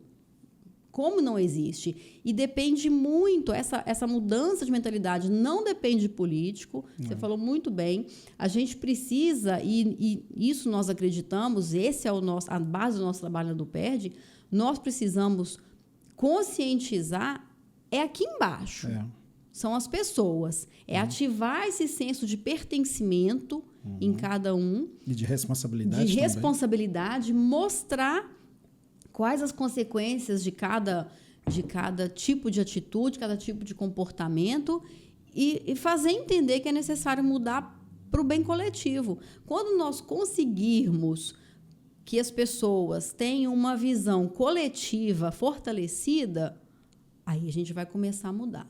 Aí a gente vai começar a caminhar. Enquanto nos entendermos como um módulo, não como um Sudamar, a coisa fica complicada ainda. E é aí que eu acho que é a nossa oportunidade de mudar de patamar como nação. Sim. Porque o Brasil, gente, tem umas 3 décadas que é o país do futuro. Assim. Antigamente, o Brasil já foi apontado, e isso não tem muito tempo, economicamente, à frente da China. Pensa. E isso não tem muito tempo. Então, assim, e a gente não avança por questão de mentalidade mesmo, porque oportunidades são várias. Agora mesmo nós estamos diante de uma oportunidade de crescimento. Mas, para isso, precisamos mudar a mentalidade, mudar a forma como a gente se vê, mudar a forma como a gente vê o país, mudar a forma como a gente vê a natureza, mudar a forma como a gente vê os nossos direitos, mudar a forma como a gente vê os nossos deveres. E isso precisa ser trabalhado desde a base, né? Porque senão nós vamos ficar assim eternamente o país do futuro, mas desculpa aqui, tinha um despertador aqui já ligado há algum tempo. Então, nós vamos ficar eternamente o país do futuro, mas sem sair do lugar. A impressão que dá, às vezes, é que é como se fosse um cachorro correndo atrás do rabo. Assim. Às vezes avança um pouquinho ali, às vezes avança um pouquinho aqui, retroage um pouquinho ali, retroage um pouquinho aqui, mas a gente nunca muda de patamar enquanto nação. E eu penso que é por isso mesmo, porque nunca trabalhamos essa questão da mentalidade a partir do ensino fundamental. E aí precisamos formar cidadãos mais críticos e reflexivos e menos dependentes. Né? E para mim passa muito nisso que também nós já falamos um pouco mais atrás, de você entender o seu lugar, respeitar o seu lugar de origem, honrar o seu lugar de origem. Eu vejo muitas pessoas que não conhecem a sua própria cidade. Isso é lugar comum. Eu acabei entrando para a DUPERJ porque eu me voluntariei para uma ação. Para a DUPERJ, não, foi na RAV que eu entrei primeiro. A RAV faz uma ação que é muito bacana, que é um dia no parque, que leva crianças de escolas das cidades do entorno exatamente para ter esse contato com a natureza, para entender o que é o Parque do Rio Doce, entender o que é você estar nesse meio ambiente. Viver a natureza. E aí... Não só ouvir falar sobre. E aí eu vi um vídeo de um médico outro dia falando, gente, para com esse negócio de falar que eu amo a natureza. Você não ama a natureza, você é a natureza, você é parte dela. Então, o nosso trabalho de educação ambiental é fazer as pessoas entenderem que elas são parte da natureza, que todos nós somos parte. E aí ia ter esse evento, uma amiga minha que na época era presidente da EduPerd e participava, ela estava acho que na vice da RAVE nessa época, ela falou, nossa, vai ter um dia no parque, são 300 crianças, é puxado, são muitas atividades. Eu falei, tá precisando de voluntária? A inquieta. Tá sempre participando. E é muito legal. É isso que fez ela ser quem ela é hoje. Essa inquietude. Aí ela falou, tá, é pesado, você quer? Eu falei, quero. Aí tá. E foi no festival gastronômico lá em Timóteo. E foi 2018. Aí foi chegando perto do evento, ela falou, Isa, vai acontecer mesmo, você vai? Eu falei, claro, eu não falei que eu vou. Eu falei, eu fiz do bigode, minha palavra é lei. Eu vou sim. Aí fui, acabei entrando para a RAVE, entrando para a EduPerd depois e ficou nesse negócio todo. E aí, em razão disso, eu entrei também para o Turismo no Vale, para esse projeto que é muito legal para alavancar o turismo na nossa região, né?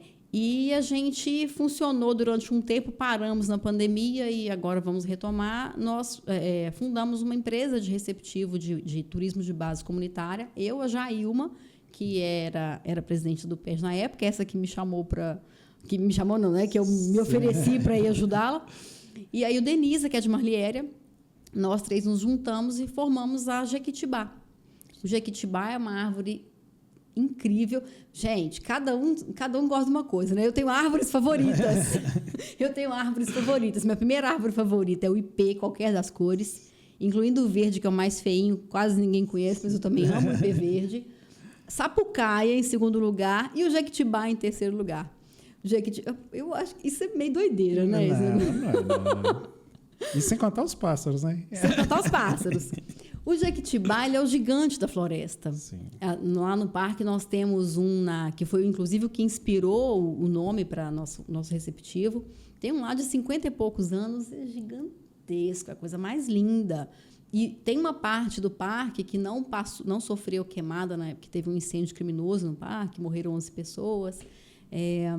Tem uma área lá que é totalmente preservada e é um jardim de jequitibás. Né? Então, a gente fundou esse receptivo e fizemos um roteiro muito legal, passando pelo Pico do Jacroá, em Marliéria, faz uma bela vista do parque.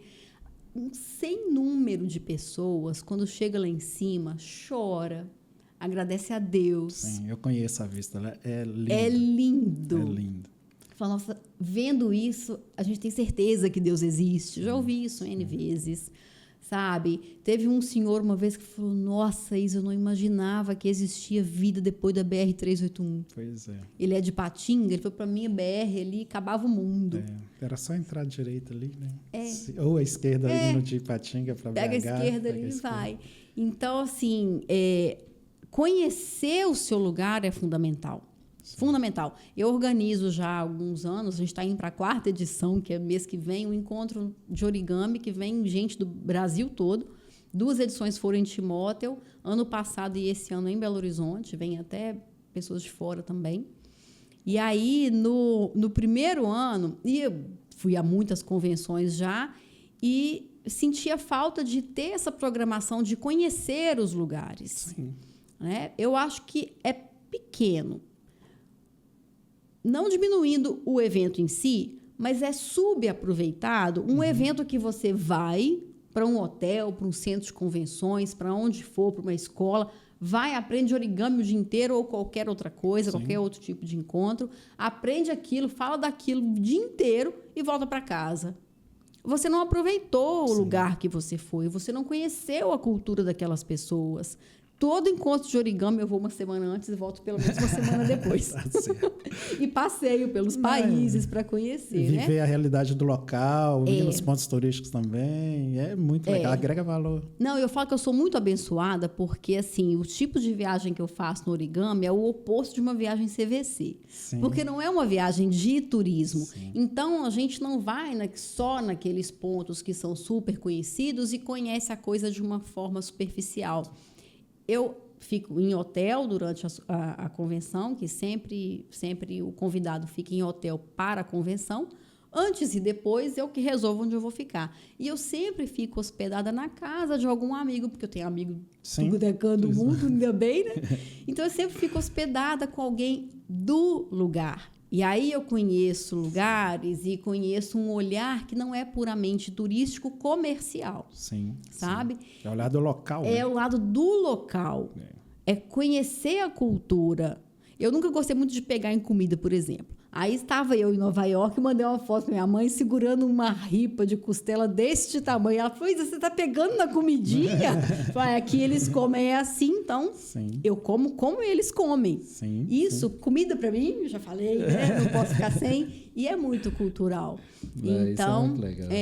Então, aí, quando eu organizar um encontro, eu vou pôr o povo para passear, para conhecer onde é. Aí, nesse primeiro encontro, vieram umas pessoas de São Paulo e conversaram com uma amiga que mora no Rio, mas é de Patinga. Falaram, o que tem para fazer no Vale do Aço? A gente quer ficar mais tempo. Aí ela vira e fala assim, não tem nada. Tem. Mas tem. Tem várias coisas. Pensa, meu sangue talhou naquele momento. Eu falei, deixa comigo. Não sabe com quem está mexendo. A pessoa criou um circuito que não existia. Exatamente. Circuito turístico. Levei o pessoal do Parque do Rio Doce, já estava na programação. Levei para visitar a fundação, visitar vários pontos. Você criou um circuito turístico, inclusive, eu fiquei sabendo disso, dentro de Timóteo. Foi nos principais pontos, enfim, foi muito legal. Todo mundo gostou. Eu fiquei sabendo disso. Eu achei sensacional a sua iniciativa, porque o próprio município não existia um circuito. Foi você que criou. A prefeitura foi parceira do encontro, é parceira do encontro. Me cederam um ônibus para levar o pessoal para o Parque do Rio Doce e para fazer o circuito. Então, eu fiz, defini onde eu achava que era importante falar e mostrar para as pessoas. Muita gente, nós que estamos no lugar, temos o péssimo hábito de achar que não tem nada de bom ali para fazer. Mas primeiro que turismo é construção. Sim. Se não existe já uma vocação, um atrativo natural ali, que as pessoas querem ir por aquilo ali e acabou, dá para se construir, é construção. Então, eu peguei o que era parte da história do município, o que é importante as pessoas conhecerem quando vêm aqui. E peguei meu carro, fui de um ponto até o outro, olhei o tempo, qual a quilometragem, não sei o que, fiz tudo. Então, nós fizemos um roteiro pelo centro de Timóteo, por alguns bairros de Timóteo, mostrando a história da fundação da cidade, a história da Peram, na época, a Cesita, que veio para cá em 1944, e finalizamos num almoço numa fazenda lá no Alegre, que é a primeira região ali, que o Alegre era gigantesco e foi desmembrando, né? Não, o primeiro habitante que veio para o Alegre, né? O Francisco de Paula Santa Maria, que era o primeiro colono assim, da região, assim, da cidade, era uma fazenda ali que, enfim, virou ponto de parar de tropeiro, virou porto, antes rio era navegável, tem toda uma história muito legal ali. Não, isso é muito sensacional, você criou mais uma criação sua, né, que sempre nesse intuito de agregar valor. Ô Isa, quero te falar que, nossa, foi uma honra te receber, eu sabia que a gente ia aprender muito com vocês, tanto eu quanto vocês aí. É uma pessoa que faz acontecer, que tem um propósito, que trabalha em cima desse propósito, que agrega valor na vida dela e de outras pessoas. Certamente eu vou te convidar de novo, porque temos mais coisas para conversar. Mas que bom que você veio e você mostra que é possível, né? A gente está falando, gente, de uma mulher que é do interior de Minas Gerais, que consegue construir tudo isso. Tudo isso e, acredite, está só no começo. Ela ainda é muito nova, como vocês podem ver, e ainda vai fazer muita coisa pela frente. Então, Isa, se Deus quiser. Obrigado. É um prazer te receber aqui no MDP Podcast. Você é a cara da proposta desse podcast. Muito legal. Que bom. Valeu demais. Eu adorei também. Conversar é sempre muito bom. É um momento que a gente se ouve, né? Esse primeiro momento de silêncio interno é fundamental e um segundo passo importantíssimo, nós já falamos aqui, eu repito, porque eu acredito que, de fato, é algo extremamente importante, que é conversar, escutar o outro ver o que o outro tem para agregar na nossa vida. E a gente é isso, a gente é uma construção coletiva caminhando em rumo a ser melhor, a fazer o nosso cantinho melhor. É isso aí. Espero que vocês tenham gostado. Esse é o MDP Podcast. Eu amei receber a Isa aqui e nos encontramos no próximo programa. Forte abraço. Abraço, Isa. Abraço a todos e até a próxima.